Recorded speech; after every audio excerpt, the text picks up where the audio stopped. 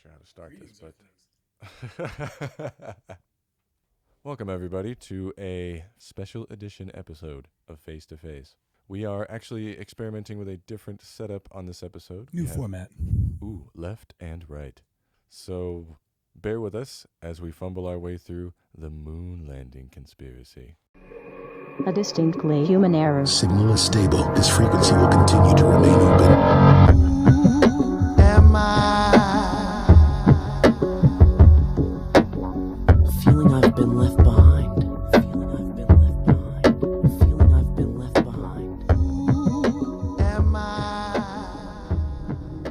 Well, hello and welcome to another episode of Face to Face, the podcast that brings you all the high voltage and intriguing information from the weighed down, hard to reach nooks and crannies of the intellectual armchair, as well as all of the electrifying, ungrounded conversation of all topics current, past, and yet to be. We are your hosts, Marcus and Drew, and today's topic is going to be the Apollo 11 missions, NASA shenanigans, and lunar anomalies. So strap yourselves in, here we go. We're going to be discussing about the Apollo 11 missions and really get to the core of why people question the official moon landing narrative in the first place. Because I don't know about you, Marcus, but throughout my life, I've definitely heard of people here and there freaking making all kinds of claims. Most of the time, crazy. Mm-hmm. Sometimes not so much. Yeah, and it's a very popular conspiracy theory. Yeah, I think it's like next to the JFK assassination. It's the Papa. That's exactly what I was gonna say. The number 2, holding it strong with the number 2 spot. Stayed there for 52 weeks, man. That track is hot. And I wanted to kind of clarify. Today we're just going to be discussing Apollo 11 and the moon. So we're not going to be discussing kind of the symbolism aspects of like the patches and the programs and stuff, you know, Gemini, Apollo, all these things.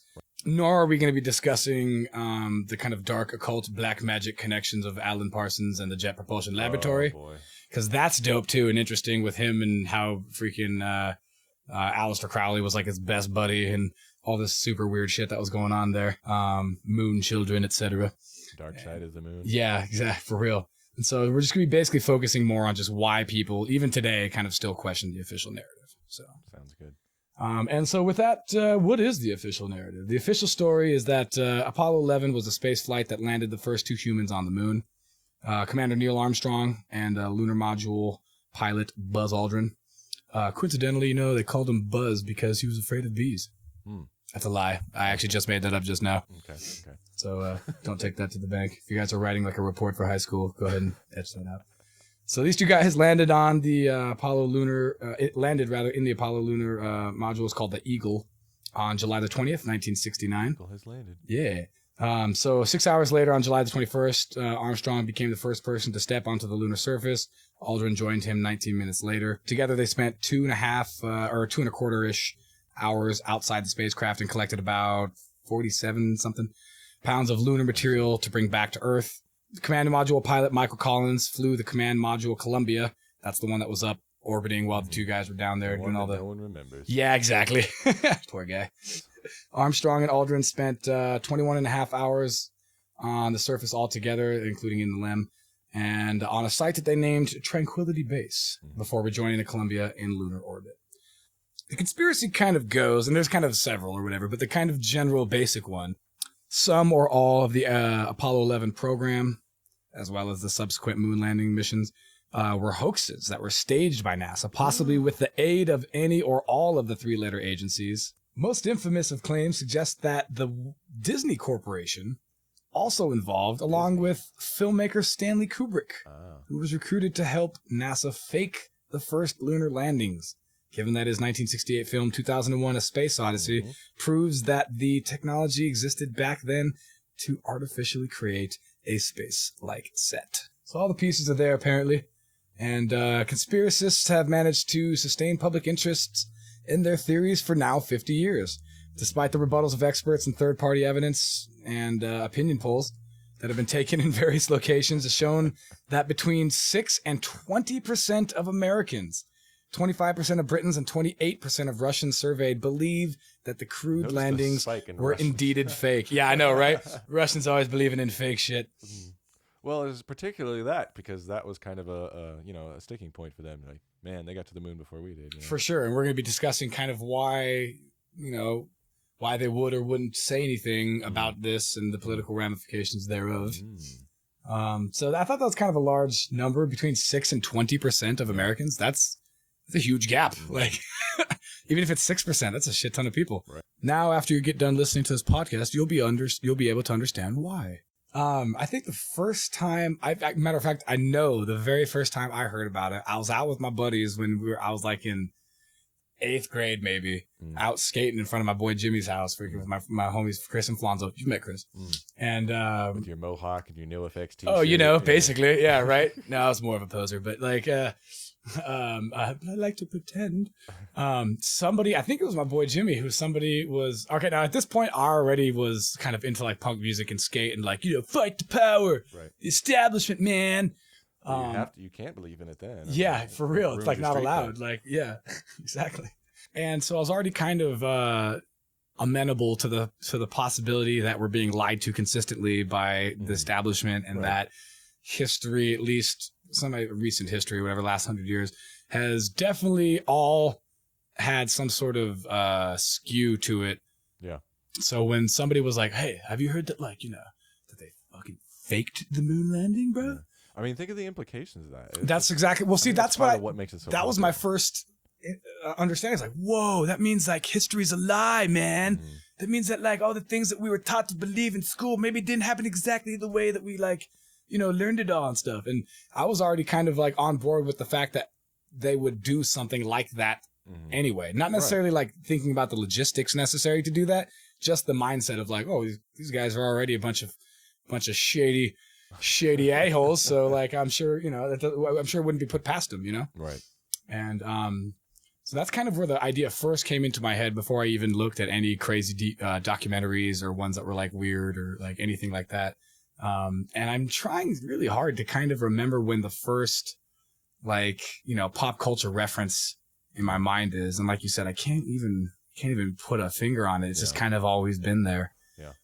As is kind of hard with any of these, kind of conspiratorial, like alternate history topics or whatever, is that if it happened a long time ago, like JFK or like the moon landing or whatever, good God, it's at the same time. Yeah, right. Yeah. Do you ever notice that you never see JFK and Buzz Aldrin in the same place at the same time? Tyler Durden. Yeah, right. And when things are super old like that, you know what I mean? It's kind of hard to analyze them in an objective fashion because there's been so many videos and doctored footage and doctored photos and stuff like that, and fan videos and footage and pictures and stuff like that. So can't even really tell unless you're going from like an official source what anything is. And so that kind of makes it kind of a pain in the ass to kind of really do any research. Not to mention it's the 50th anniversary, so the internet is just flooded with moon shit right now. Let's reopen this case. Yeah. That's this cold case. Right. It's negative 3,200 degree case. Ooh. Or whatever spaces have, whatever the space temperature is. I think we're going with that. Might have heard of a little thing called a space race. No big deal. This is a competition between the United States and Russia, or at that time it was known as the Soviet Union, to achieve the first in-space flight capability. Right. So it had its origins in the ballistic missile-based nuclear arms race between the two nations that occurred following World War II. You may have heard of a guy named Dr. von Braun of the NASA community. Does that ring a bell there, Marcus? Von Braun. Yeah. He was the technical director of the Pinamunda V2 rocket research facility, that was run by Joseph Mengele. Ever heard of that guy? Okay. Basically, he's the most evil man that we've heard of in history. This was a dude who, if he existed and if even half the shit that he did was true, he's basically the most evil, monstrous man you've ever heard of. He would perform crazy like scientific experiments and stuff on prisoners of war, without like anesthetics or just think of the most effed up like experimentation you can think of with human beings and then do torture? Them. Yes, exactly. Yeah. He basically was the guy who set up all the knowledge that we received from, to set up the MK Ultra projects, basically. Right. After the war, von Braun came to the U.S. under Operation Paperclip. Now, we talked about that one too, right? Lovely. Yeah, so that's where thousands and thousands and thousands of soft Nazis came over so we could Nazi lights. squeeze their sweet, sweet brain juices and, get all the information and presumably all the technology that would be, developed after that from all this knowledge. Mm. So they gave him a new life, a new identity, basically, and some citizenship to come over here and build missiles for us. So he went to work on guided missiles for the United States Army and was later director of NASA's Marshall Space Flight Center. And later in 1970, he actually became NASA's associate administrator, so like the number 2 guy.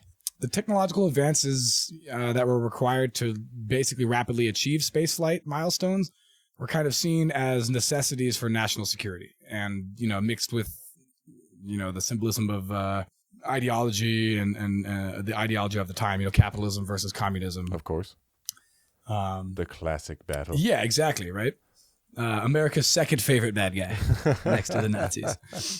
So the Soviet Union achieved an early lead in the space race by launching the first artificial satellite, Sputnik 1, in 1957. Mm-hmm. So that's an early lead. Yeah, you'll be fine. Just go up there. It'll be cool. Everything will be fine. We're going to hit you out of a giant slingshot. You may or may not come back, but for the motherland. Yeah, exactly, right? Totally. Basically, and this one was the first unmanned one. But Right. very soon, they're yeah. doing all You're kinds right, of shit. Sputnik So, 1, yeah. such as the first human into space, which was an orbital flight achieved by a guy named Yuri Gagarin back in 61. And so very soon later, on the 12th of September of 62, JFK gave his famous, he was in Houston, where he said, We're going to the moon. yeah, exactly. We chose to go to the moon before the century is out.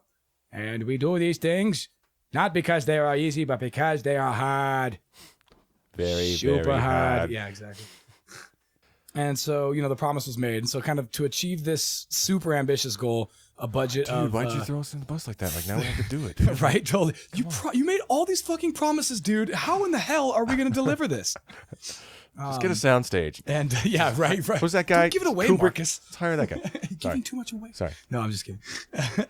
To achieve this ambitious and lofty goal, a budget of $30 billion would be allocated, which apparently... $1960? Exactly. In Yikes. today's budget, it's over $150 billion. Yikes. So that's a large... So large Facebook's tab. like monthly revenue. Yeah, basically. Yeah, $150 billion adjusted for today's inflation, as well as dozens of private tech and industry companies, spanning the nation. So this thing was going to be a giant, money-making... if certain private industries can get on board to make I don't even know, 2 million things that they have to invent that don't exist yet to go to the moon. Right. You know what I mean? The attachment Exactly. for this and the plug for that and Yeah, even just the mechanical stuff, like not even talking about how the computers would work in that era, just but- the mechanical aspect Yeah. or whatever has got to be mind-blowing. like a completely definition of cutting edge science. Yes. We need to get here. We have literally nothing that'll do that.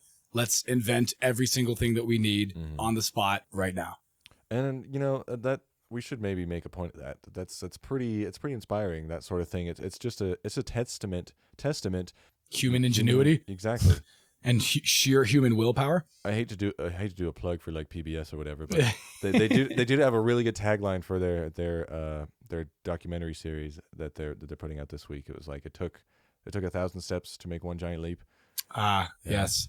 You have to think about the incredible amount of man hours and the late nights and all the coffee breaks that went into that. Oh my sort of God, thing. totally. And this is kind of an aspect that we're going to bring up later. We can go ahead and talk about it now, and you can cut and splice wherever you need to. Sure. But yeah, that leans credence to your point of exactly what you're trying, dude. They did it on the first try.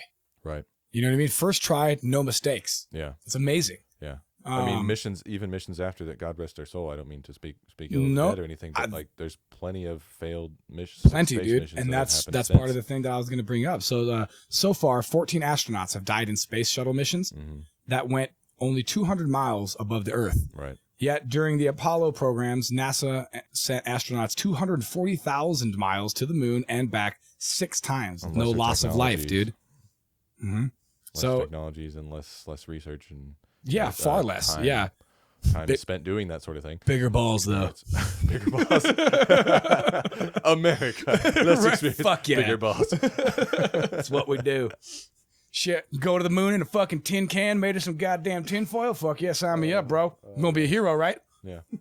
But just to kind of reiterate the point, yeah, it was the first time success. It was the first time they they succeeded. Mm-hmm. The success rate for the first time Vegas has calculated to go to the moon and everything that it needed to go to the moon was 0.00017, according to Vegas or whatever. God. Yeah, so it's like they had like no fucking chance and they still made it.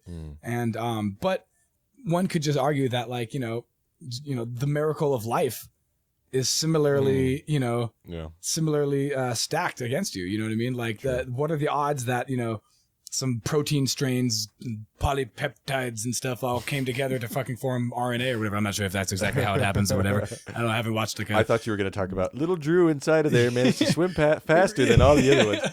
I was gonna. Well, they learned all this stuff in school. It's fine. Sex ed, right? Absolute miracle, and it still happened. So it's amazing. Not the only miracle the Americans won against the Soviets, though. That's true. Sorry. So just to recap, basically we have JFK promising, that we'll get there by the before the decade is out, and we have, of course, the cultural competition going between the Americans and the Soviets, and Americans, unfortunately, are losing. To go into the first of like 7 or 8 steps real quick of the evidence against why people think that the moon missions could have been faked, specifically Apollo 11, is, for one, they had motive. So both political and financial, obviously. Right.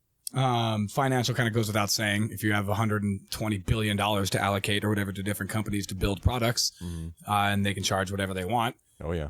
One of the most famous like jokes about it was that the United States, NASA specifically, spent millions of dollars to develop a pen that could write like upside down and in zero gravity and even underwater and all that stuff. And they spent all this money to do that. And what an amazing achievement. But then Russia was like, dipshit, bring fucking pencil. Like, is far cheaper. Like. So there's kind of a lot of that type of thing going on in regards to like that kind of lends the credence to suspicion of saying like, well, it seems like you guys are spending an awful lot of money and you're not really getting a lot out of it or whatever until the moon mission actually happened. Desperation to beat the Russians kind of set in pretty early on, since there was a lunar probe that was crashed in about a month before the moonwalks actually happened. Right. Russia had all the space firsts. There was the first artificial Earth satellite, which of course was Sputnik, what we just discussed. It's in 57, which is like the size of a basketball with like 4 antennas coming off of it. Second one was lunar probes. The Lunar 1 probe basically performed the first successful flyby of the moon. And even more significantly, the Lunar 2 became the first human artifact to reach the moon when it like hurled and crashed near the Sea of Tranquility, Sea of Serenity, not to be confused with the Sea of Tranquility. It's right next door. It's a really nice neighborhood. Have a key code to get in. It's really quiet. It's nice. So that happened in 59, and then later that year, the Luna 3 probe took the first photographs of the far side of the moon, also known as the dark side of the moon. Best album ever. In 1966, the Luna 9 achieved the first soft landing of an object on the moon and transmitted the first close-up photos of the lunar surface. So thanks to Russia, actually, we know what the moon even fucking looks like. Yeah. The third one was first animals to successfully orbit, and that were some dogs, actually. 2 dogs. And that was in 1960. And then finally, in 61, Yuri Gagarin, as I mentioned earlier, he was the first man. I'm sorry to interrupt you, but could you imagine what's going through that dog's mind? Oh my! I can't even imagine. Like, that joke when the dogs look at you and turn their head or whatever, like you just showed them a magic trick and they have no possible understanding. Think of that times a million. Yeah, exactly. It's like, okay, what are they dressing me up with these weird, like, space gear looking things on? That's weird. Okay, no problem. Oh, they're leading me into this, like, little doorway thing. Okay, that's cool. Oh, they're closing it behind me. Okay, no problem. What's all this scary sound and rocket engine-ness going on? Oh, my God. Yeah, exactly, dude. If I'm not mistaken, I'm pretty sure the dogs died. Yeah. You want to go for a ride, buddy? You want to go for a really fast ride? Oh, my God. Come on, boy. We're going to the park? Oh, that's messed up, dude. Come on, boy. We go to park. Yes, to Lunar Park. Come on, inside. Shut the doors. Poor guy. No problem. They had the first woman in space, too. A woman by the name of Valentina Tereshkova in 1963. So very progressive. Took us a long time to get a woman Ignore all that other out stuff. in space. Yeah, that's true. So, and then like a couple of things happened after the moonwalk. That was their first or whatever. I'm just going to briefly mention here. Number 7 was a remote-controlled rover on another celestial body. That was the first. And that was the Lunokhod 1. And that was in 1970. They have weird Russian names. We need to get like And then, of course, the last one was the we need to spacewalk. get like a Russian person on here. Yeah, I know, right? To kind of and a German because like apparently yes. I freaking talk mad shit about them all the time too. So I need to have him like step in and be like, "It's better conversation if I do it." And then 74 they had the spacewalk with a dude named Alexei Leonov. It's okay to pronounce these with an American accent. dude. Leonov. Who okay cares? to He's pronounce these Russian. with an It doesn't American matter. accent, dude. Exactly. It was the enemy, okay? They got a one-up on us. Come on, America. So at this time, basically, Russia had logged over 500 times more Space stuff. like Space time. More space time.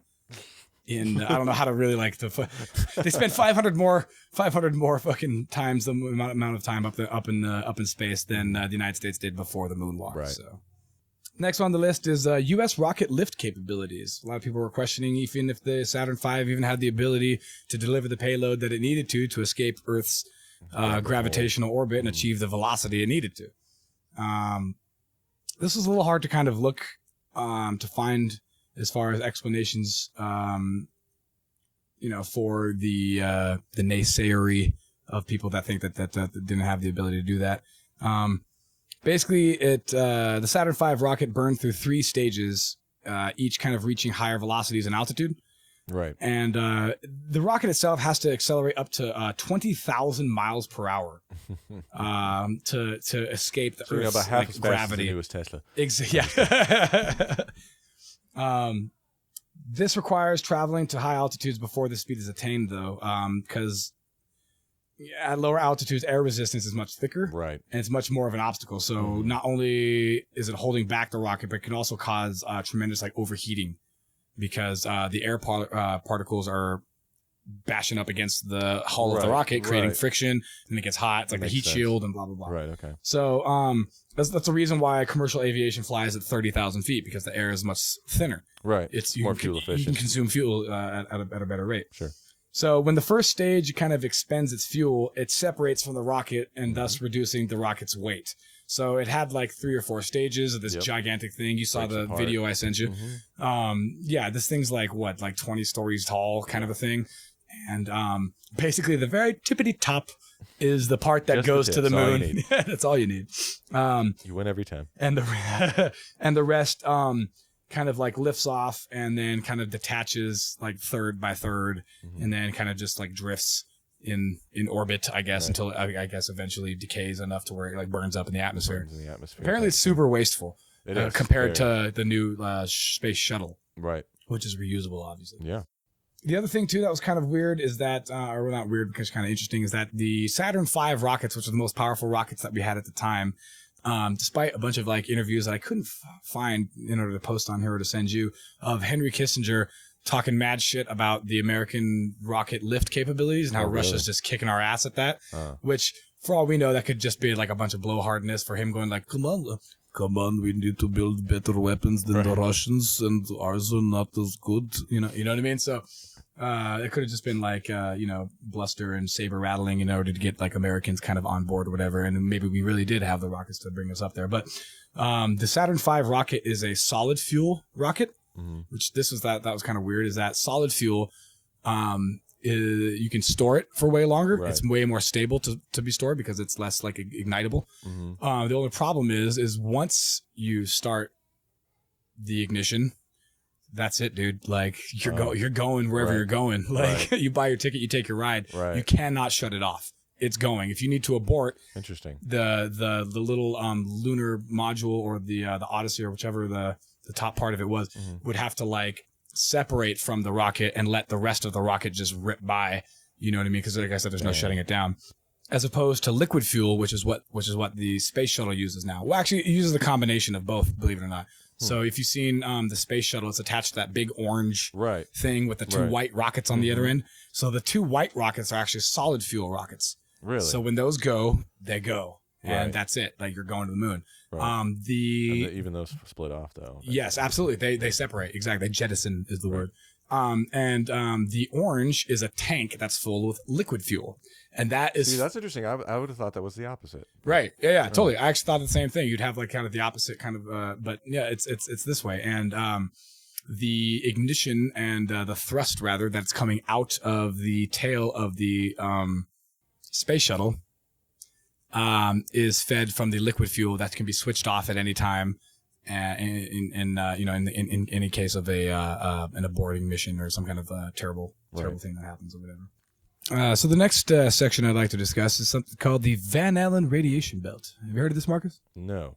So it's also called the Van Allen problem. They were named after him following their discovery by the Explorer and the Pioneer satellites. Okay. They're instruments that were on satellites back in '58. And Van Allen led the scientific community for the inclusion of scientific research instruments on the space satellite. So this is the guy who said, hey, you guys are going to send up different like space satellites. These are the instrumentation that you need to have on there in order to gain the data that you want. Right. So when it went up there, he discovered a zone of energetic charged particles, most of which organized from the solar wind, and they're captured by and held around the planet's magnetic field. Okay, that makes sense. Yeah.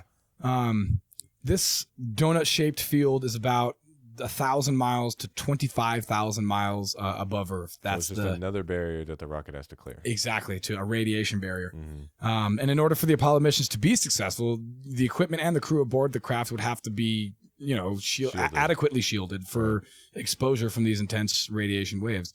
Apparently, so they made the rocket out of cement, which made it much heavier. Right? Yeah, exactly. Leads to the support to the claims of like, well, how'd they get past all this stuff, dude? It was that they were in like a literal tinfoil, gold foil, can. Can I say something?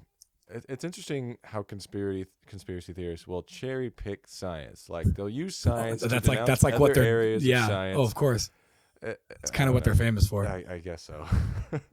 Okay, you'll believe all this stuff about the magnetosphere, but then you will also deny all this other stuff that we're using to overcome it. Yeah, you got to stay consistent. I don't know. You have to have consistent logic, otherwise you're just bullshitting yourself, aren't you? I guess this was described by astronauts and people that experienced it as flashes of light, even when your eyes were closed, because these protons were moving like across your brain. You know what I mean? So like even when you closed your eyes, you could see these white flashes. And then matter of fact, there's even recordings. I can't remember if it's Gemini or what. It was one of the Earth orbiting. It wasn't any of the Apollo missions, I don't think. But it was one of the Earth orbit ones where it was like Gus Grissom or one of those like really famous dudes was, I can't remember the exact quote, but he's like saying, there's light, there's fantastic light all around me. Like, light following me, light doing that, this and that. And some people are like, oh, aliens, I don't know. And other people are like, well, dude, it might be, depending on how high up in altitude he was, it might have been these protons, these proton radicals. That are, I remember hearing accounts of people who saw like the atomic tests and like, they would have the glasses and they put their hands up in front and they could still see like the bones of their hands because the light was just so intense. Oh my God. So that's not surprising to me at all. That whole era of American like history is so crazy, dude. It's so crazy. The fuck were you guys thinking, dude?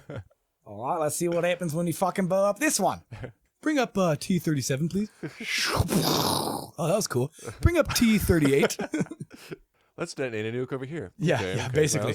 What happens if we detonate a nuke underground? Ooh, or on the water, or a high altitude test. Let's do that. Yeah. Or actually, about to fucking talk about that right now, good sir. So in 1962, Van Allen himself addressed the American Rocket Society on what he called, quote, the sea of deadly radiation and the upcoming Apollo missions, and theorized that in order to avoid the serious hazard, that it might be possible to clear out the radiation by detonating a nuclear payload in the vicinity and scattering its particles long enough to travel through it. America. Right, dude? So it kind of reminds me of those like late 90s, early 2000s disaster movies where our problems are simultaneously caused by and solved by nuclear weapons. So NASA thankfully never tried to clear the Van Allen belt with a nuclear bomb, but an Atomic Energy Commission test in 1962 briefly made the radiation problem much, much worse. With the events of Operation Starfish Prime, which is a test that basically interjected with the Earth's magnetic field in the event of a nuclear war, using basically a 1.4 megaton bomb detonated in the altitude of like 250 miles. Great. Just basically blanketing the Earth with video and photo anomalies. Basically, this kind of comes from like the grainy signals that were bounced. This is like most of the stuff you see is this kind of thing. Yes, when you see when see him jumping off, making that one small step for man, one giant leap for mankind speech, it's just the worst, like a photocopy of a photocopy of a photocopy. Yeah. But come to find out, that's exactly what it was. What it is, yeah.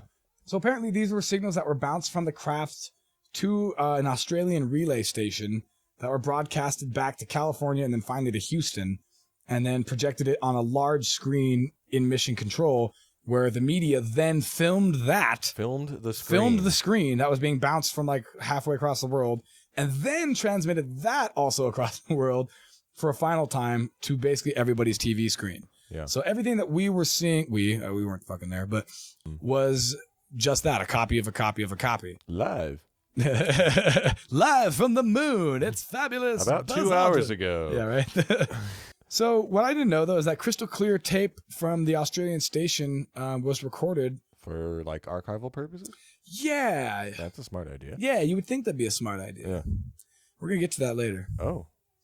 So another one of these aspects of these anomalies or whatever is the flag waving. This is This is like the most like stereotypical use of the people who don't know anything about like the moon conspiracy, and yet like we'll pick the low hanging fruit of like, well, yeah, well, you know, didn't you know that the flag was waving, and why would it be waving in space? There's no air in space, even though technically there's like solar winds and shit like that. But yeah, I've heard explanations even as crazy as saying that like on the denier side too, saying that like, oh well, it was probably just like movement or like maneuvering thrusters or whatever, which doesn't make any sense because they were both on the moon. Nobody was in the LEM.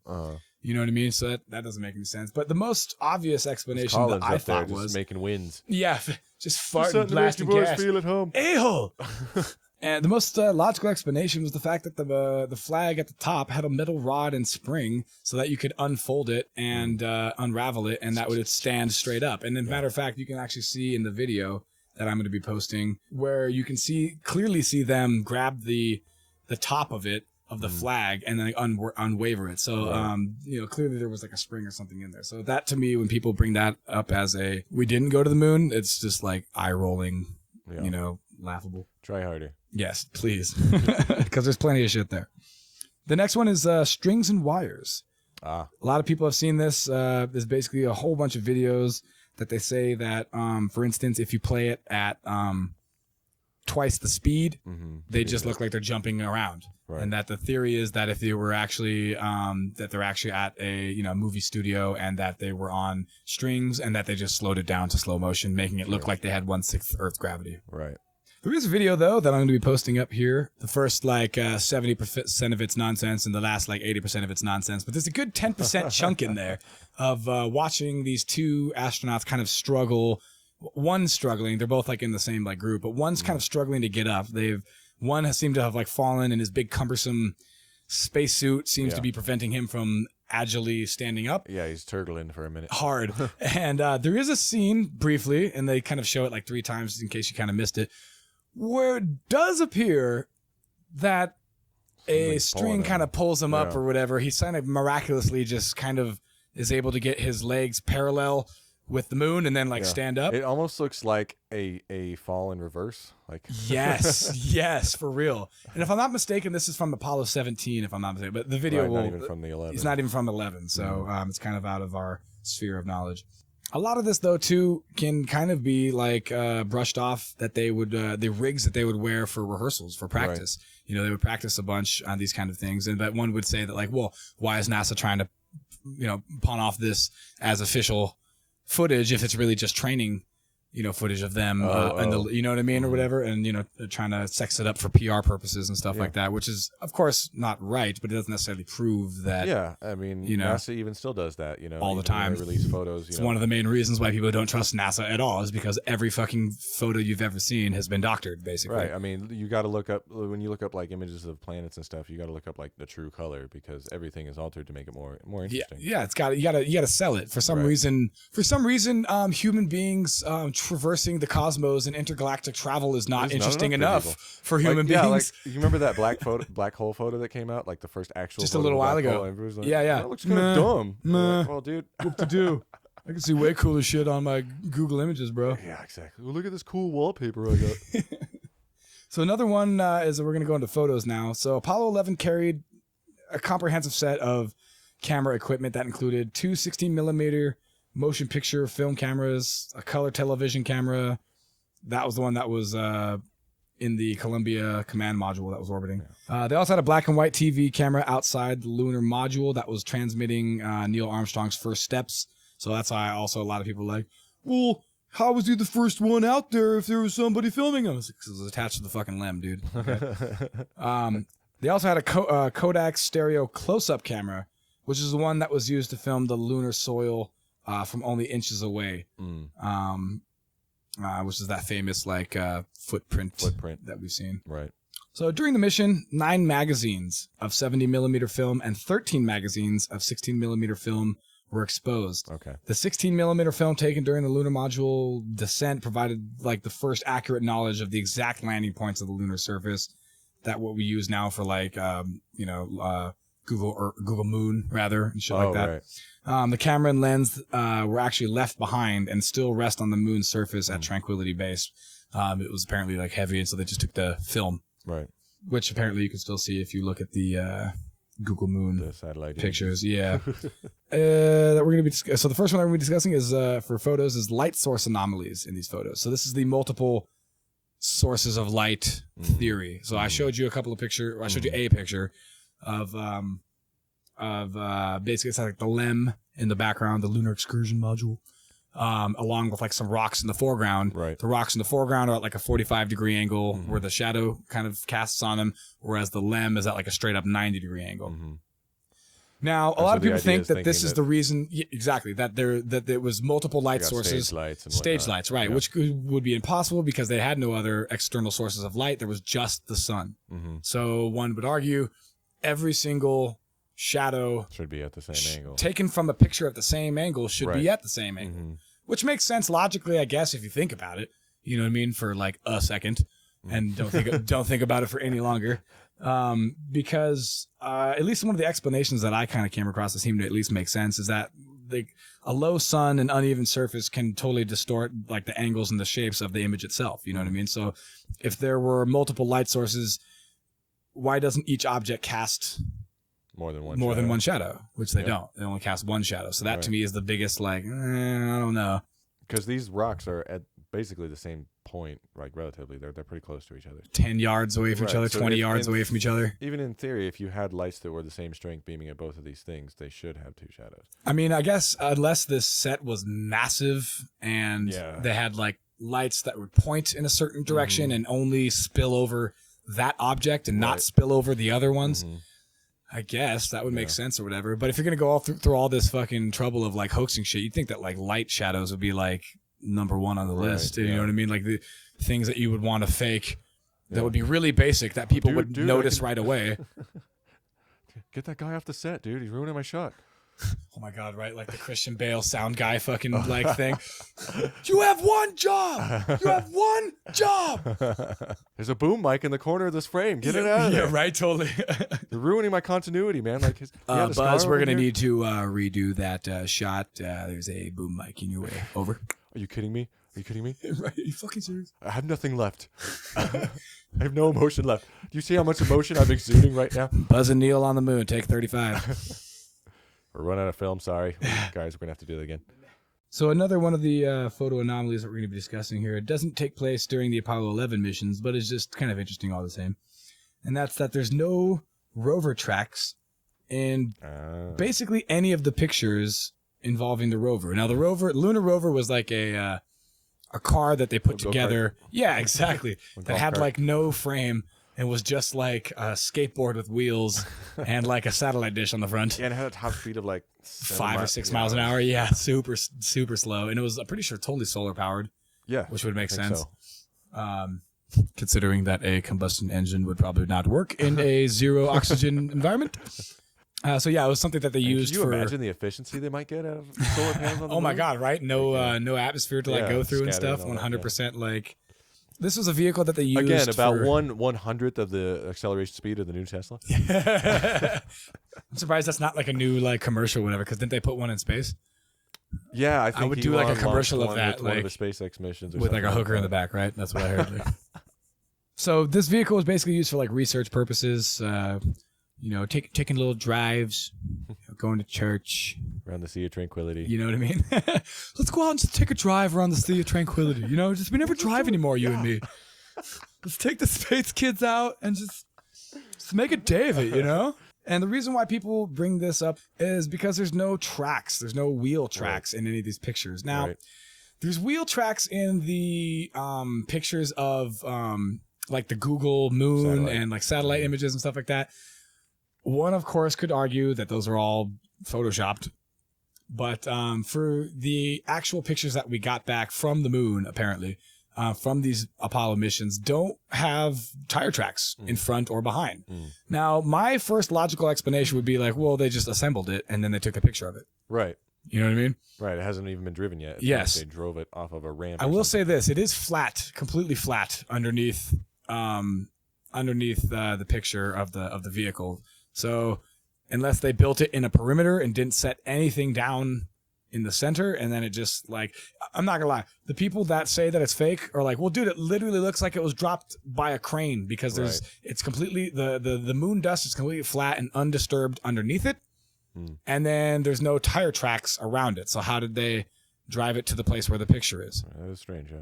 So I don't know. Take with that one with what you will. It's not really one that We I'm really... rate this a maybe. Exactly. I'm not really willing to die on that hill. Another section that we're kind of going to really briefly discuss is that there's no blurry pictures. There's no blurry photos, which is That's a a problem? little strange. Yes, actually, believe it or not, because there was no ability to adjust the focus on these cameras. These Really? cameras were Obviously, fixated. they didn't have autofocus, New. image stabilization. These and all cameras were fixated to the suits. That. Right. So you could basically press a button and recycle the Huh. the picture, and that's it. Naysayers basically say that there's Okay. all these photos. They're all in focus, and Okay. they're all basically within center frame. Okay. Well, I could see that if they specifically said we release every single photo we ever had. See, that's what I was But, wondering like, too. Why would they release? I guess. Again, Why would we're they talking release about shitty, NASA. like blurry photos that don't mean anything? Yeah, they tried I to don't sex know. it up. Why would they release crappy pictures? Yeah, just to kind of give You know, I credence took to like, about 12 pictures of my feet, and they yelled at me because each one of those cost about $300,000. I just nail. thought it was cool. I was trying to be artistic. You guys don't get it. I could totally understand that. I mean, that's exactly what I would think too. Of like, well, why the hell would NASA waste their time with releasing photos that don't show anything? Yeah. Other than to shut up the naysayers that are saying like, there's no blurry pictures. And you're like, here's one. Are you happy? I Fuck mean, off. no matter what you do, they're still going to find something. you Of know? course, they're never gonna be happy. There's some other ones that we're gonna just really briefly touch on because, like I said, with this one being so old and so many different photos that come from so many different sources, that you can't trust what you see on photos or videos or whatever. So there's something called Prop Rock C. Showed you a picture of that. Yes, yeah. Where it has a picture of a rock that kind of has like a picture of a C on it. And naysayers basically say that like, oh, well, this is like a prop rock that was labeled Rock C. C is for conspiracy. Yeah. Well done. And that they forgot in their haste Yeah. of the biggest hoax known to man, they just forgot to like remove the C. There's other shit too that's kind of not really, it's kind of flimsy, such as like the lunar that little blast. sea shadow thing kind of reminds me of the Mons Olympus thing with a face. The Greek, the face on on Mars. On Mars, yeah, totally. We're like from one angle, you're like, look, it's clearly a face, and then another angle, you're like, that's not a face. Yeah. I don't know what the fuck that is. You're playing the cloud game, dude. Yeah, you're trying to see, or what's that ink blot thing? Rorschach test. Yeah, exactly. One of the things is that the lunar blast crater has no burn marks. So the place where it landed. No burn marks. Yes. Okay. Because a lot of people think that it's landing like the way a rocket lands. Like, straight up and down with like the exhaust jets just going full blown, Right. to slow it down to, like SpaceX style. Right. Which we've only Jetpack. just started doing that. Yeah. We didn't do that back in the day. Yeah. Matter of fact, from what I was reading, Neil Armstrong set it down so gently that the shock absorbers weren't actually even depressed. Wow. And the reason why he had to jump off of the ladder is because there was a 4-foot gap between the ladder and the lunar surface because the depressions didn't lower the shocks didn't lower because they were expecting a much larger. And not to mention when they were landing, they weren't landing via rockets. They were landing via maneuvering thrusters, I believe is what the term is. Yeah. So it's actually coming down really gently. It's not coming down with a tremendous Marvin the Martian style landing or whatever. So that wouldn't really make a lot of sense. There was another thing too that kind of is a little weird or whatever, is that there's no dust on the lunar legs, on the LEM's legs. So if you would have landed, it presumably would have kicked up a bunch of dust. All the pictures that you see are they're all perfectly shiny and that kind of thing. But again, if you landed with such delicacy, you know what I mean? One could argue that not that much dust was kicked up in the first place. Yeah. And the last thing we're going to discuss about the photos, I don't know. I'll let you guys make up your mind on this, and that's the number of photos taken. Some naysayers think that there was too many photos that were taken in order to... First of all, there's not enough good pictures, and there's too many pictures. Yeah, that's a really good point. Hey, there's no blurry pictures. Hey, there's too many pictures here. Hey, these pictures are things that are too clean. Jeez. Never satisfied. Never satisfied. Americans. Can I say one thing also about all these conspiracies? Not that I'm not a skeptical person, and it's good to question things. Absolutely. But that's kind of taking the piss on just all the people that worked on it and all the work that they put in. And unfortunately, I think because this has been around for so long, there's just been more and more and more questions, most of which are kind of baseless, rather. Yeah. Because people that really fucking want to believe, for whatever reason.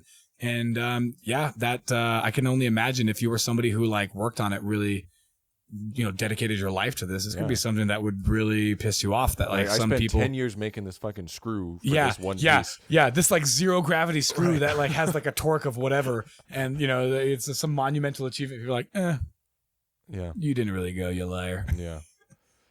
Not to mention, because that's the other thing too, is that just the sheer amount of scope of work that was put into this sort of thing. Oh my God, I couldn't even imagine. A lot of people you're paying off and gag ordering. And oh, totally. And that's one of the things that we're going to discuss later of the evidence against is well, how did... So yeah, some people think that there was too many photos that were taken.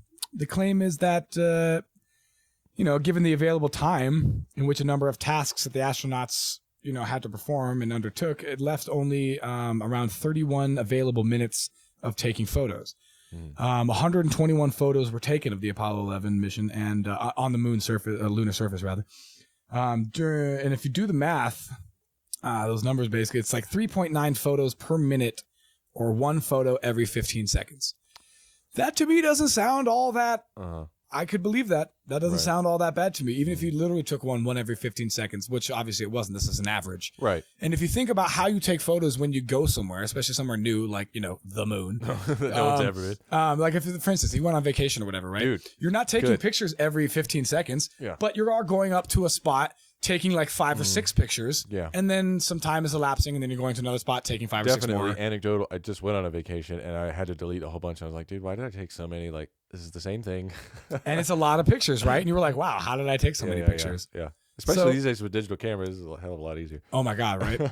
It actually doesn't sound as bad on the Apollo 11 missions, but as the other Apollo missions were to progress, throughout history and stuff, and you start looking at the numbers of photos taken then, it does seem a little like they're taking a lot of photos. Wouldn't you want them to take a lot of pictures too? Yeah, that's the other thing too, is people are talking mad shit, and it's just you would want every photo, to expend every cartridge. That's what I would say. If I'm paying for this thing, I want to know what it's like to be there. F yeah, dude. And you're only going to be there for a little while, you know what I mean? And not to mention, everybody on Earth is going to want to know what it looked like up there. And unless you're a poet and can express things perfectly through then you're going to need to take pictures and be like, it looked like this. This next one, which is interesting, fake moon rocks. So, meaning what? A piece of moon rock was given to the Dutch Prime Minister Oh, that's right. Yeah. Uh-huh. by Apollo 11 astronauts back in '69 during a sort of goodwill tour by all 3 astronauts. And yeah, it turned out to be fake. This is basalt. Fake as F. It turned out to be petrified wood. Curators at the Amsterdam's Rijksmuseum, not to be confused with the Rijksmuseum of German ancestry, where the rock had attracted tens of thousands of visitors each year. Obviously, they want to go see something that's not from this Earth. They basically discovered that the lunar rock also have the face of the Virgin Mary. Yeah, right. Totally. That was in the toast that was later made by the scientists that discovered this rock. This lunar rock was valued over 300,000 euros. Price on something like that. Yeah, well, it's not from the Earth, so when people just collectors would be like, "Ooh, want that?" Yeah. It's definitely petrified wood. So NASA gave moon rocks apparently to more than 100 countries following these lunar missions in 1969 and the 1970s. These are the articles from like 2009 that I found, and they say that they did an investigation and it's like still underway to kind of find out what happened. Although it's making things difficult because sorry, what were you saying? The Courier wanted it for himself, so he swapped it out. That's kind of what I was thinking, dude. Somebody was like, damn, I could sell this for a shitload of money on the black market. Or just keep it because it's cool. Yeah, totally, Like, because I'm I'm an never going to the moon. enthusiast. Yeah, exactly. But I hold this rock in my hand. It'll be a great centerpiece, I can take a lot of chicks with it. And then when you invite your friends over, whatever, and they're like, what's that? And you're like, oh, that's just petrified wood. Yeah, exactly. Why is it the center of your house like some kind of weird shrine? I just love wood, dude. You know me. Why is there a picture of Buzz Aldrin and a bunch of candles? Right. No reason. Unrelated. They said that they were doing an investigation, but it was making it difficult because some of the countries who received these moon rocks have reported that their moon rocks are stolen or missing. Though they have little value in mineral. Sentimental values. Exactly. The black market value of these moon rocks can be sold for straight up like 6 figures sometimes. So my only question was, how in the fuck did Buzz not know that these rocks that he was like literally handing the Dutch Prime Minister didn't like look or feel He ain't a geologist, real? man. He ain't Yeah, a I know, but geologist. like he was the one who gathered up the rocks in the first place. He gathered up these specimens and like put them on board the limb and then took off with them. Or maybe he is a geologist. I don't know. Yeah, right. I have no idea what fucking this guy's doing now. So I don't know. That was definitely one of the things in my wheelhouse. I'm like, that's interesting. It is. Like, It is definitely strange. It doesn't prove anything, but it definitely proves that like there's some fuckery going on. Yeah. And imagine what it would have been if nobody tested those rocks. If nobody was. If they a just little took the bit word skeptical. for it and then sitting in a museum for the last like 50 this years. is just a has lava been- rock. You just painted it For white. real, yeah, totally. No big deal. It's turning my skin green when I touch it. Right, totally. And everybody around it starts getting sick and losing their hair. It's really just It's asbestos. really weird. 'Cause Top men. sending asbestos rocks. This is what we think of you. It's causing cancer and Oh, shit, dude. God. Like this next one that I want to discuss is astronaut behavior. So this is kind of a contentious topic, though it is a little strange. So astronaut crew interview of Mike Collins, Neil Armstrong, and Buzz Aldrin when they first arrived back at Earth, and they were kind of giving their their debriefing to the media. They look like they're literally going to a funeral to me. Like they're all fidgety and uncomfortable, and just like long faces, and no one's smiling. These are like cocky test pilots, like flyboys, as the term is cowboys. considered. Yes, literally, dude. And Kevin Bacon from Apollo 13, if anybody's ever seen the movie. And so to me, it's kind of strange that these guys are, I'm going to be posting a video of the entire interview, which is like an hour and a half or something like that. But just watch like the first 5 minutes, and it gives you a good kind of estimation of like, how are these guys' body language, reacting to the questions. And these are guys that literally just did the most monumental achievement to mankind. Right. You know what I mean? You would think that they'd be just ecstatic and just like, laying their balls on the table, as it were. Like, fuck yeah, I just did that, bitch. What? I'm a hero for life. Mic drop. I'm gonna take you home. I'm taking Right, you for home. real. Totally. I don't know. I mean, if I may play devil's advocate, Please do. It's know? my favorite game. I'm also thinking, maybe they were briefed by some officials and be like, hey, man, this is, I know you're excited, but we need to be Some men in professional dark here. suits came in and were like, dude, you keep your fucking mouth shut. Yeah, don't talk about the aliens. Yeah, exactly right. Yeah. If you tell them about that satellite that shoots nuclear weapons down onto the Russians, I swear to God, I will. They're not supposed to know about that until the 80s. Right, totally right. Or, not only that, but maybe, I don't know how many press conferences maybe they did before or during the missions and they did the one preparations post mission press conference, and that's it. Maybe they're not used to being interviewed and being a bunch of crowd. I mean, as monumental of achievement that is, that also is a lot of pressure. Because Absolutely, that's basically what most people kind of say in response to that. Is that like, dude, the entire focus of the world, literally of the world, I mean, how many were people on were these three watching that at dudes. the same I couldn't time, even imagine. Like all of the developed world, I imagine. Yeah. Like anybody who Anybody had a who TV. had the capability? Yes, exactly. Yeah. Another one of the weird statements or remarks that was made at this debriefing was made by Neil Armstrong and Mike Collins in response to a gentleman by the name of Patrick Muller, who had a program called The Stars at Night. And he asked the question basically, when you look up at the sky, could you actually see the stars and the solar corona in spite of the glare? And as we were talking about earlier, the solar corona is like the halo over the sun and stuff. And basically he was just saying like, hey, like without all the impedances of the atmosphere, was the sky Light just pollution, fucking blazing with stars or what, dude? I really want to know that. That's my profession, Right. Like, could you see the Milky Way and all that? Right. Yeah, exactly. When you're out in the middle of nowhere and Yeah. you can see like, oh my God, like, good God, the amount of light pollution that I'm exposed to is ridiculous. Yeah. Neil Armstrong said, we were never able to see the stars from the lunar surface or on the daylight side of the moon without using the optics. So that was a little peculiar. And then Michael Collins kind of seems to jump in and turns to Neil Armstrong and says, I don't ever remember seeing any. Now, this is only strange because years later, Michael Collins would write a book called Carrying the Fire, where he literally just says outright, quote, outside my window, I could see the stars, and that is all. So it's just, That is strange. another layer of things that people are like, whoa, why did you change your story just because you wanted to like sex it up for the book?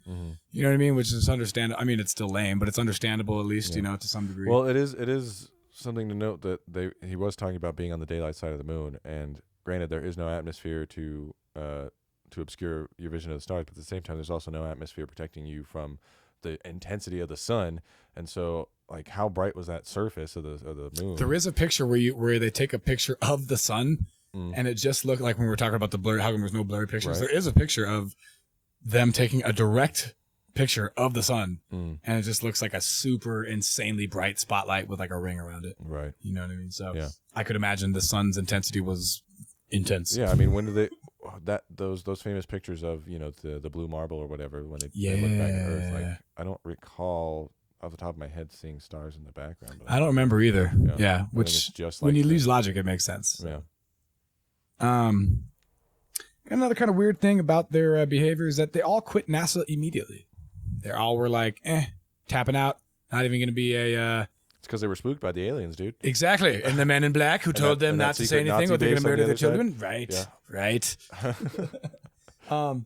Most explanations, of course, for this is just that like they were out, dude. Plan? They were out. Yeah, for real. I mean, how do you They were top just- that? That's no, dropping the mic. that's exactly my going out point. on a It's high like, note. bro, what am I going to go do to design? What else am I going to go, Next, I'm go going on to to Mars. do?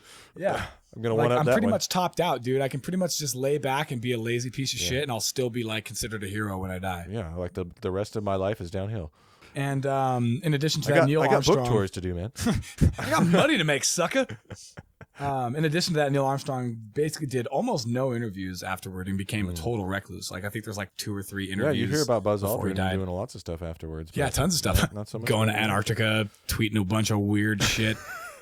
Tell me you heard about that, bro. I want to talk about Antarctica one day. Weird shit. In 1994, for the 25th anniversary of the Apollo 11 missions, Neil Armstrong gives a kind of somewhat cryptic speech to the graduating class. And he said, quote, "Today, we have with us a group of students among America's best. To you, we say we have only completed a beginning. We leave you much that is undone. There are great ideas undiscovered, breakthroughs available to those who can remove one of truth's protective layers. And he's like roaring, crying when he's saying this.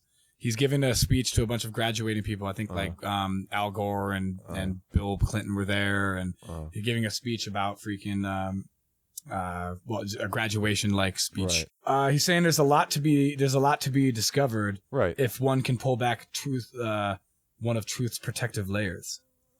So naysayers are saying that he's hiding something. Yeah, and he's saying that very strange. It does kind of sound cryptic. I could kind of see both ways of where you could lend credence to either side. And is he overcome with emotion that they're graduating, or is he overcome with his one brain could argue, from all the brainwashing? Yeah, right, totally. Who knows? For all I know, he's just crying, like thinking about all of his achievements and true. You know what I mean? And saying like, hey, if you guys can get past, the bullshit, basically, whether it was manufactured bullshit or just natural bullshit that you have to get through in order to find truth, that there will be, tremendous, rewards and treasures that can be that await us if we just can peel back protective layer. But yeah, it could be definitely that sort of thing where he could even be talking to the skeptics and be like, if you can get past this sort of thing, like that's exactly how I see it. Is that like, look, just objectively, truth, valuable shit, right? Or even you could even interpret it another way, maybe that like if you go back to like Copernicus and everything, and heliocentric versus geocentric. Totally. That was the belief. Absolutely. We believe, but you had to peel back that like protective layer right. of nonsense before you could get to the truth that was at the sweet, creamy truth at the center of the candy. And so much of science is just theories that we currently accept because we don't have any better thing to explain it with. Yeah, exactly. Yeah. That's why I love it. It's funny when people say like, well, it's settled science. You're like, oh it is it? Science is settled, I guess. Like, it's I guess we'll just stop doing experiments. Exactly. I guess it'll just not a constantly evolving thing where we keep learning new things based on new evidence and changing our hypothesis based on that evidence. Okay, my bad. I didn't know how science worked. So another one that I felt was actually really interesting for me, and this is kind of my favorite of the topics. Okay. And that's missing or deleted telemetry data. So mankind's greatest achievements, all the logistical freaking miracles and nightmares that it took to get everybody there, the hundreds and hundreds of people, or thousands even maybe, the technological advancements, the money, the will, all the rhetoric and the promises and all that stuff, the big buzz. And then they just lost it or deleted it. So what exactly is this missing data? So an Associated Press article from 2015 read, and this is found all over the place, by the way. I just picked this Associated Press article because most people are like, oh, Associated Press, that's a trusted thing. Quote, NASA could put a man on the moon, but didn't have the sense to keep the original video of the live transmission. An embarrassing acknowledgement, the space agency said Thursday it must have erased the Apollo 11 moon footage years ago so it could be reused, the videotapes. So 45 videotapes in all, way more in the telemetry data tapes. There's like 200,000 of them, or 200 of them, I think, rather. Oh, this is for, so there's a new Apollo 11 documentary that's out this year, 2019, for those of you that are listening in the future. Hello. In the year 2000. This features HD footage, like never before seen, like, and it actually has been seen. It just hasn't been seen like this. Right. I'm sure it's just rescanned film. It is. Like, this is footage that Hollywood has enhanced from the grainy, blurry videos that we know of so well, that we're all familiar with. Same way they do remasters now. Exactly. You can scan the original film. Exactly. Sex them up all money so they look all good. Yeah. I'm going to be posting a NASA.gov PDF where they basically talk about the missing and deleted telemetry data, and also them discussing the fact that it took like 3 years for them to do this investigation to find where the shitty tapes were, and then giving them to Hollywood to freaking, spruce them all up and make them all money. In the post, people just need to read like the first 2-ish to 3 pages, and it'll be very apparent like what the fuck just happened. So that to me is like the biggest, weirdest thing. Like, why the fuck would you videotape over that? Like, obviously you need more videotapes, but like, what? NASA's so broke you can't fucking. Well, you wanted to do video, you wanted to get the new episodes of Starsky and Hutch or whatever 70s show that was out back in the day. Don't give the people that complain about NASA's budget any more money. Basically, right? Any more fuel to their fire. Right, dude. All this boondoggly nonsense. And so. To me, that's like one of the biggest things of like, dude, you guys were the keepers of the most monumental achievement known to man, Right. and you just taped over him for what? I think maybe they just didn't want to say Episodes that of they fucking lost Mork them. and Mindy, dude, or what? Well, then, okay, if you don't want to Not admit, that they should have. if you didn't want to Obviously, admit they that should you have lost better. him, I don't know. that's just as bad to me. You know what Yeah. I mean? Like, whoops, sorry. That's Yeah. like, what was it? I think Was it Dick that's- Cheney or was it Rumsfeld the day before September 11th on September 10th who said that the Pentagon had just misplaced 2 point whatever trillion dollars Oh. in funds? It just I just lost it. I don't know where it is. It's somewhere. It's like It's what Bill's fault. What Bush you know? said. Yeah. God. Oh, maybe it's under here. Maybe there's some Al Qaeda underneath this thing here. But yeah, to me, that's like a blunder of fucking monumental proportions. You would think the instant that they got that telemetry data and that Back it up. that back crystal it up, thing, yeah, back it up, Yeah. put it in a fucking save, and just don't touch it till we want to tote it out for the 40th, 50th anniversary. Yeah. I mean, it happens all the time in the digital era of like losing the source code to original things. Yeah, in the digital era. Granted, yeah. Granted, this obviously has a lot more of importance, and it definitely should not have happened. But I'm just saying it does More of happen all the today. time. It does happen today. Yeah. Yeah. Especially because, you know, if you go back to something that's been archived from so long ago, those are different methods of archiving it. Oh, absolutely. You know, not only is that on magnetic tape, they might have even organized it differently, and it's on some warehouse and somewhere. Yeah, there's 10 different You know, categories. everything back variables. then was on paper, For and somebody real. lost the paper, or there was a fire, and you know, who knows? Top men. Yeah, exactly. The last thing we're going to kind of discuss. Like, who has a zip drive anymore? Yeah. Can you imagine if I lost this? The last one we're going to be discussing is I've just kind of labeled it weird stuff because I can't really put like a name on it or whatever. Categorize And it. so we're going to start with NASA's inability to send men to the moon today hypothetically means that they could not have done it in 1969. So I sent you that little video clip of that astronaut Don Petit. Petit. Who's a NASA astronaut who's been up to the space station like a dozen times or whatever, said back in 2017, quote, "I'd go to the moon in a nanosecond. The problem is we don't have the technology to do that anymore. We used to, but we destroyed it. That technology. And it's a painful process to build it back up again." End quote. Now, to me, that's a bunch of shit, dude. That sounds like fucking nonsense that a smart person wants to pawn off on somebody who's not smart in order to like get out of something. Right. That's a politician answer. Yes, that is a politician answer, dude, for sure. Because in my mind, you can't really destroy technology. Like, if you think about it, you'd have to kill everybody who knows about this in order to, quote, destroy Burn the the books, technology. yeah. Because you don't destroy technology, you just evolve it. Right. So technically, if you've evolved technology, you can always devolve it. You know what I mean? Like that sentence is so retarded, it doesn't make any sense to me. Now, you were saying that maybe like he was making like a different statement that I'm kind of not really fully. I think it's just kind of misinterpreted. It is weird the way he said it, but Right. basically we don't do that sort of thing anymore, so we haven't been advancing that sort of technology. So So it's too hard to bridge that gap of the space that we I'm stopped. trying to think of a good analogy for this. Like, Well, it's hard because we've done a bunch of space shuttle missions. So it's like, what do you mean we haven't been trying to we don't have the technology? That's what they used back then to send people to the moon is very, very specialized equipment, very antiquated. It's Totally. made for that. very sort of thing. unique. Right. Yes. Yeah. And since we haven't done that and we haven't had a need to do that, like you said, that sort of technology, it sounds weird to think of, oh, that's old technology, we can't do it anymore. So you mean physically that technology, like literally that sprocket, that sprocket doesn't exist anymore. That altimeter doesn't exist like we don't anymore. That have those- gimbal doesn't exist anymore. And But even still- like the blueprints or whatever. But even that, dude, is like. because hold on, because most Don't of tell me our to calm space- down. Our space experiments are done on the ISS now. Like there's Right.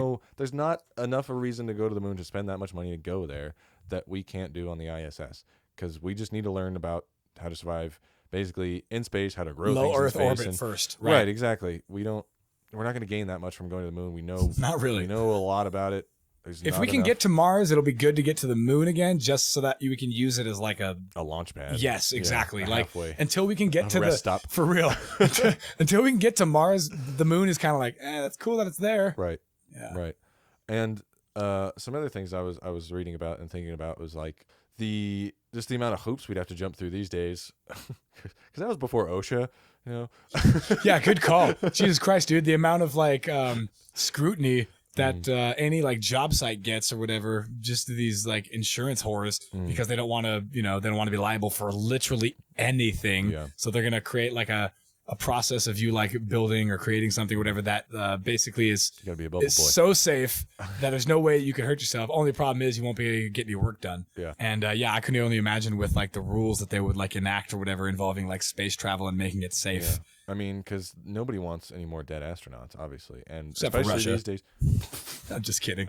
I love you, Russia. I'm just Especially kidding. these days with social media and everything, like they're never gonna hear the end of that, you know? Oh my God. Good So- call. Yeah. But just I hope that's an adequate explanation of like. It's not, but well, we're gonna go ahead and roll with it anyway. Okay, all yeah. right. Yeah. To me, this guy is like super goofy, and I don't know. Like, Okay. can we I not? thought of it. Is that a real I thing? thought of maybe a somewhat decent metaphor. Like, why would you make a game for the original Game Boy again? You know, it's like okay, I want to play this. I want to make a new Game Boy game. You're like, dude, like you got a PlayStation 4. Like, Well, I feel like it's Yeah, not the Game making a Boy Game game. Boy game. You want to remake Paperboy, let's say, because that was a Game Boy game, right? right? Okay. So you want to remake Paperboy. You But it want to has go to be- back to the paper. You want to go back to Paperboy. I feel like now you have way more ability to go back to Paperboy. Like your graphics are way better. Your freaking your software is way better. Yeah, Your this fucking is- hardware is way better. You're stretching the metaphor out of I'm bounds. trying to make it as accurate as possible here. Like, You're not. You don't want. That's not the goal. Is to remake Paperboy. The goal is to play Paperboy the way it was. But you're just gonna make Paperboy. well, I thought, 2, but on the Game Paperboy would be Boy. like the destination, right? We want to play Paperboy again. You're right. Okay, right. here's But the what it is. technology is the Game Boy. You have to I use see. the Game Boy I to see. make. Okay, the new okay. So we Paperboy. want to play 8-bit fucking Yeah. Paperboy, Yeah. and Just like, dude, I don't know how to even write code for that old POS anymore. And like, word. like. I think that's a bad analogy, but it is a bad analogy, but this is the best I can come up with off the top of my head. word. No worries. Secondary in the weird stuff category, the computer that took them to the moon. So Apollo guidance computer. yes, so I kind of had you do a brief, little bit of homework on this one, just to kind of help explain the technical like aspects and kind of relate Okay. to a noob like myself who doesn't Okay. have any fucking technical expertise whatsoever. So you want me to just go into it? Yeah, just to kind of briefly so summarize imagine- how powerful this computer was that literally got us to the moon. Okay. So imagine trusting your life to, and not only your life, but The life of two astronauts' other, life, yeah. and all these people's hopes and dreams and money. That's true. And work. America's hope and America's like dominance on the hierarchy stage of like, Yeah. foreign power and stuff. And this doesn't directly translate, but it's a good metaphor just to understand it. You take two original Nintendo Entertainment Systems and you duct tape them together, and that's getting you to the moon. Oh my god. That's terrifying. But I mean, at the time, it was The, mind blowing. the pivotal like point of computer like capability, Mhm. calculating capability. Yeah, and one of the most essential functions of it, because there was actually two different forms of memory. Right, like RAM and ROM. RAM and ROM. No, Sorry. like the physical memory that. Desperately stored. grasping at straws to not sound retarded. It was actually really cool. If you're into technology, it had this really cool interface system called the disk key, and it had these really cool forms of memory. One of them was called rope memory, which is just like, how would you explain it? It just looks like spaghetti, or just like kind of Like a more like a lasagna, I wave guess. sign. Yeah, well, yeah, I guess. And it was actually developed by a woman who worked at MIT. Nice. See, progressive again. Yeah, exactly. That's one up on you, Russia. It's really cool stuff. But yeah, basically, it's the power of if you just boil it down to simple, how fast the processing speed is and how much memory it had. It's basically two NESs wrapped up. So it's like 4 Duct tape together. kilobytes of RAM, right? Which is like nothing. It's like your to these days, yeah. yeah, your phone has like literally 1 million times more RAM than like. So I 4 stopped following kilobytes. cell phones a while ago, but yeah, Yeah. I think mine has 2 gigabytes. So that's Yeah, a lot. insane. An awful lot. Like Several whatever an orders of Apple phone magnitude has more. now has got to be insane. Yeah. And like 1 megahertz processing power, I guess, which I also is like tiny. So yeah, that was the other thing too. That's like kind of neither here nor there. It's just one of those like, damn, that's what got us. That's all it took to get us there. Mm-hmm. That's terrifying. Right, and that kind of feeds back into that last point of like, well, the technology's so much better now, but yeah, it's very different.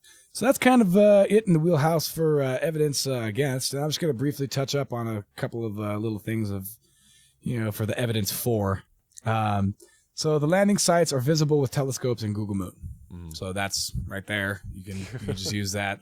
Now that settles that. I will say that We're done here.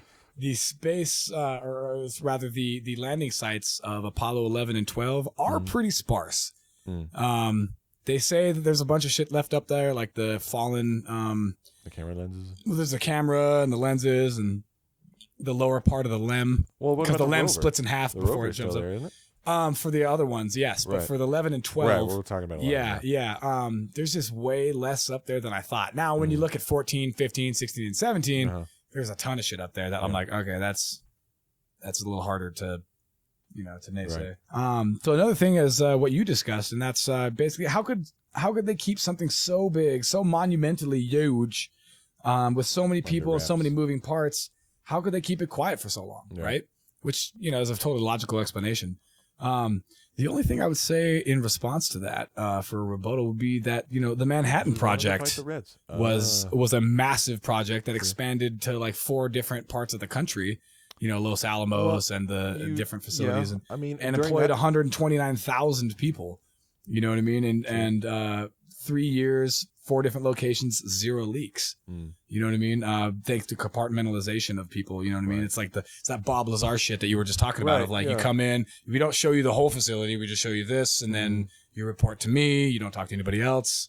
Well, if I can make 2 counterpoints on that, Please one do. is that's military with a lot more discipline and underhanded threats For sort of sure. thing. There was also, because it was of the times and everything, there was a lot more pressure and national security, and that was before people didn't stop trusting the government. And, It's true. This is still in the really golden wanted to age where fight. they're believing everything, no Right, matter what. exactly. Yeah, if the And- government said so, it must have happened. Right, and we were under much more of a threat, For sure. And rather than just a during dick measuring contest. this with between the Russia and Soviets. America, whose is bigger? Yeah. I think mine looks a little bigger. Yeah. The Manhattan Project, like the Apollo programs, were kind of shared the same era of patriotism and Right. government could do no wrong. So Well, still it before would be Watergate. easier to keep it quiet. You know what I Yeah. mean? Hypothetically, one could argue Right. because all these guys are fucking can't let the Patriots. Ruskies win. Yeah, Yeah. exactly. And loose lips sink ships. Mm-hmm.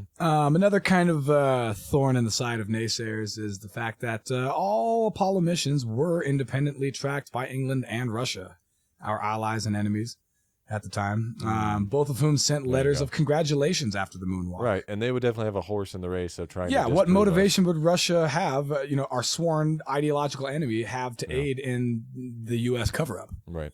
You know what I mean? Which we're gonna get over that. We're gonna get to that here in a second. As far as what could be big enough for them to also be like, yes, it's true. America went and 'Cause we got blackmail on you. yeah, for real, something, or there's something else. We're gonna release the dossier. Yeah.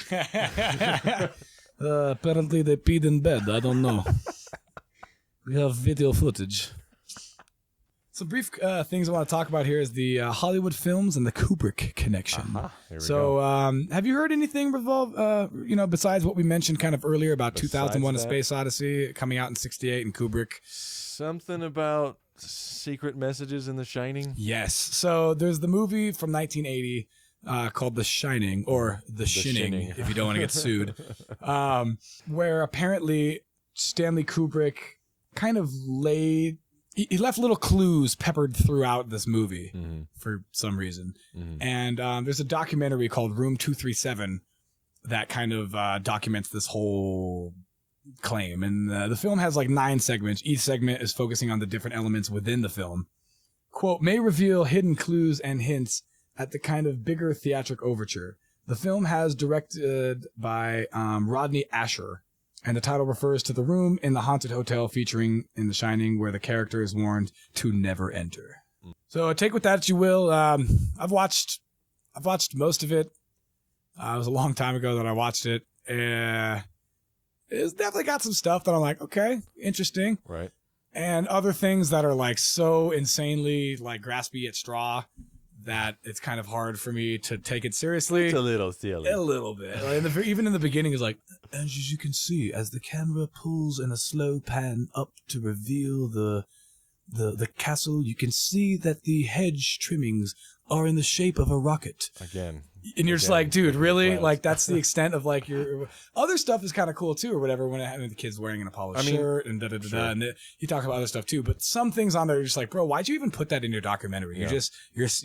You're stacking more it's weight the, on the shit side of the scale than on the truth side. You know what I mean? It's like the shotgun. It's a buckshot, man. Just trying to hit. Yeah, just trying to spray and see what fucking hits. Eventually, if you say it enough times, it'll become true.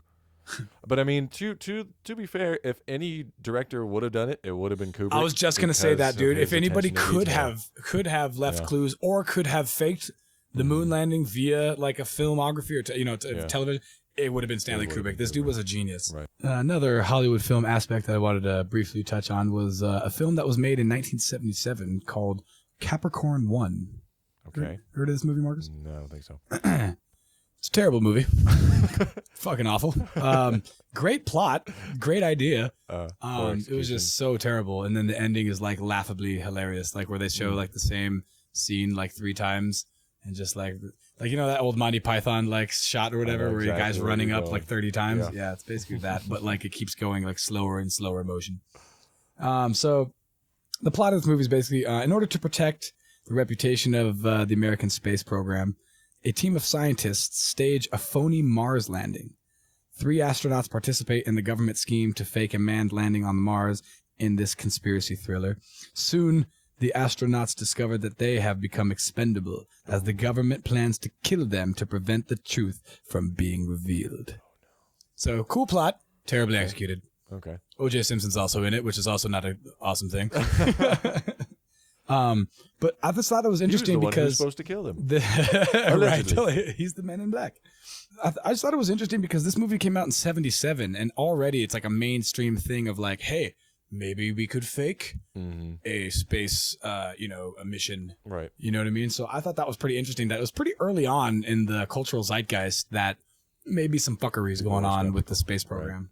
Right. So that about wraps it up. I want to kind of briefly touch on some myth and lore regarding the space program, such as dead astronauts and dead cosmonauts. Okay. The lost cosmonauts, or the phantom cosmonauts, as they're sometimes called. Is this the Russia connection that yes. you were getting at earlier? Are subjects of a conspiracy theory alleging that Soviet cosmonauts went to outer space before Yuri Gagarin, but their existence has never been publicly acknowledged by either the Soviet Union or Russia space authorities. Proponents of the lost cosmonaut theory argue that the Soviet Union attempted to launch 2 or more manned space flights prior to Gagarin's, and that at least two cosmonauts died in those attempts. Another cosmonaut named Vladimir Ilyich, he's Russian. Name's Vladimir and his name's Russian, is believed to have landed off course and been held by the Chinese government. Really? Possibly to this day. Wow. The government of the the government of the Soviet Union supposedly suppresses this information to prevent, bad publicity during the height of the Cold War. I suppose that makes sense. Yeah. So I mean, it's definitely possible, but if that's true, like, holy shit! Like, can you imagine being like a political prisoner and? Yeah, imagine like, oh, according to these papers, you don't actually exist. Yeah. So we can't give you back. Sorry, your identity was wiped for the good of the motherland. And also between the years 64 and 67, there were 10 American astronaut deaths and 8 Russian. 6 of those 10 occurred in 67 alone. Astronauts Freeman, Bassett, C., Rogers, Williams, Adams, and Lawrence all died in airplane crashes. And these are like expert pilots. Right. So that also lends kind of the credence of like, whoa, what happened? Another one, astronaut Givens, was killed in a car crash. So, between those short span of years, there's a lot of astronaut deaths. Right. But none of them happened in like the shuttle or this, the capsule or anything like that. So it really wasn't the one shot. without fault. You can't look at that in a vacuum and say, oh, it was flawlessly executed. That's true. Yeah, totally. So the mission itself was flawlessly executed, but the build up to get there was a long, arduous process laden with dead bodies. It's kind of disrespectful to the memory of all those other astronauts. Absolutely, dude, for sure. It's not like you said, it's not going to vacuum. It's not like these guys' achievement was aside from all the other achievements. So they're all part of one big monumental human achievement. Right. So I just want to briefly go into some weird moon facts because I thought this was kind of interesting or whatever. If we decide to keep any of this, nobody really knows. Nobody has a solid theory, rather, of how the moon got there. Right. So this I thought was interesting. Is back in the day they had something called the whack theory or the big whack theory. whacking in my tool shed. How it collided with Earth. Yeah, like an astral body collided with Earth and busted off like a part of it. Right. And that part got caught in Earth's gravity because of its mass and yada yada. Well, that didn't work out, so they came up with a new theory called the double whack theory, which was the same exact thing, except for that astral body that hit it the first time didn't have enough escape velocity to escape, and then came back and smacked Earth again, breaking off the chunk or whatever. Okay. Even though that astral body somehow then had enough energy to leave orbit, which is weird. Weirder still is actually Earth was a twin, but the other one was kind of underdeveloped. It was Earth was the Danny DeVito of the twins, and the astral body that came into contact was like the Arnold Schwarzenegger. Had all the good shit, and just came and whacked Danny DeVito in the face and left him just like a short, balding, fat guy. Love you, Danny DeVito. Yeah, right, totally. Actually, you were amazing in Batman Returns, just so you know. And in all the Sunny in Philadelphia shows. You're hilarious. Stranger still is the hollow moon theory. Have you heard of this, Marcus? Have you heard about this? His sister theory to the hollow Earth theory. Yeah, exactly, right? This I kind of rolled my eyes at when I first heard about it, but in November of 1969, the moon was hit by a lunar module with the equivalent of a ton of TNT. Shockwaves built up, and NASA scientists said that the moon rang like a bell. Morris Ewing, a co-director of the seismic experiment, told the news conference, quote, "As for the meaning of this, I'd rather not make an interpretation right now. It is as though someone struck a bell, say from the belfry of a church. A single blow that they found had reverberated continuously for 30 minutes, which is very surprising. And then a couple of years later, they landed another lunar asteroid. Just like for testing, or so I think some of the lunar orbiters that were just unmanned craft. Okay. Eventually, they terminated. They crashed them into the surface. Oh right, sure, like they do for any sort of. Yes, totally. And as a matter of fact, I think the second time, the time that I didn't just list just now, but there's another time that they had dropped. I think the remnants of the LEM, because after the LEM jumps back from the moon's surface and connects with the capsule up where Mike Collins is driving, presumably, they have to ditch the LEM, the thing that got him there. Okay, right. And so once that hits the moon's surface, it'll hit with a tremendous force. Sure, just dropping it. Yeah, exactly. And slow it down. They have exactly. Yeah. They have seismic monitors, seismometers, whatever the fuck they would call them, up on there that would register different seismic activity and stuff. And rather than whereas on Earth where just be a plunk, where it hits and it vibrates for a second and then it goes away. Apparently, when it happens on the moon, it just keeps going. And leading scientists to fucking fathom that maybe it's straight up hollow. Maybe we do have a reason to go back there. Yeah, we absolutely do. So I embedded a video in the description that you guys can take a look at. It's only 3 minutes long, but it's really interesting. Another interesting thing is that moon rock minerals that they found. So besides having large quantities, sometimes 10 times the amount of normal quantity of titanium in some of these rocks, which is obviously we use for everything, like batteries and so I thought that was interesting. And also, randomly, uranium-236 and neptunium-237 were found up there, which, if you guys aren't big science guys, those are non-naturally occurring elements. Those are elements that apparently are byproducts of the creation of plutonium. So what does that mean? I have no fucking idea. But is really weird. Yeah, it's definitely, like you said, warrants more investigation of finding how did it get there? Was it a byproduct of something that happened billions of years ago? Was it a byproduct? What's the deal? And a lot of people actually, especially furthering up with this hollow moon theory, the reason why there's so much titanium on the moon is because titanium is such a strong metal that if you had a hollowed out planetoid, you would want it to be able to withstand all the like meteors and asteroids and impacts and stuff. So what else would you develop it out of other than something that's insanely strong and light? As well as the saying that moon rock doesn't absorb heat well, like at all. So it's a material that's... Is titanium a good conductor of heat? I have no idea. Okay. All I know is that like moon rock is not like a ferrous heat conductive material, which is great because if we ever could use that for vehicles going in and out of the atmosphere, because that was one of the main reasons why it was so scary to go back to Earth, is because to re-enter at Earth's atmosphere, you had to get the perfect angle. Yeah, exactly. If you go in too steep, you'll burn up. If you go in too shallow, you skip off into oblivion. Shot, yeah, exactly.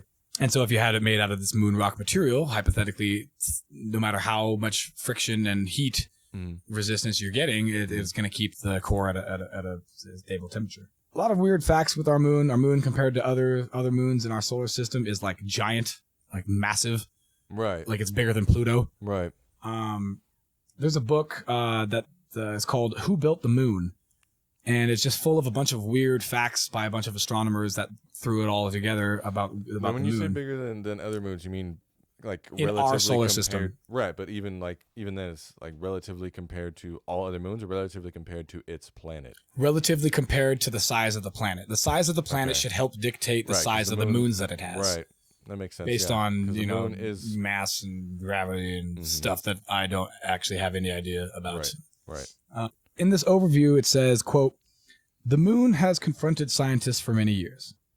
It does not obey the known rules of astrophysics, and there is no theory of its origin that explains the known facts. In fact, it shouldn't really be there at all. When researching the ancient systems of geometry and measurements used in the Stone Age that they had discovered in their previous book, Civilization 1, the authors discovered that their greatest surprise that the systems also worked perfectly on the moon. On further investigation, they found a consistent sequence of beautiful integer numbers when looking at every major aspect of the moon. No pattern emerges for any other planet or moon in the solar system.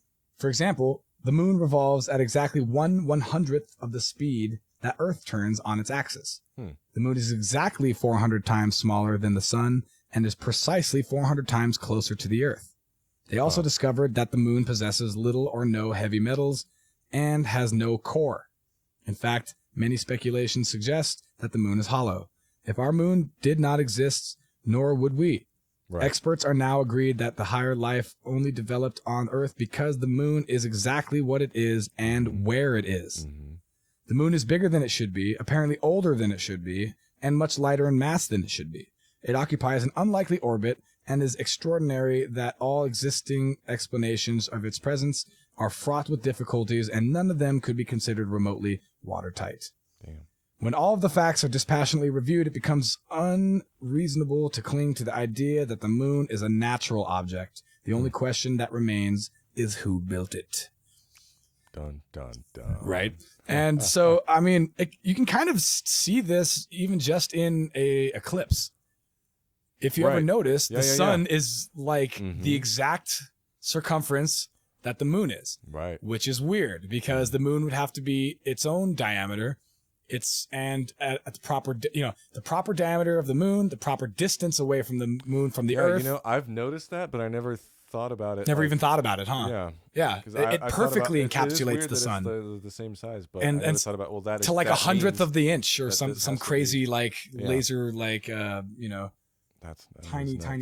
So just that in and of itself was a little weird for me when I was reading this. I'm going like, it almost feels like there should be more attention on the moon than on the moon missions. Like, you know what I mean? Like, we still don't know what the fuck this thing is. Right. Technically, there's more conjecture about the moon itself than there is about the missions. You know what I mean?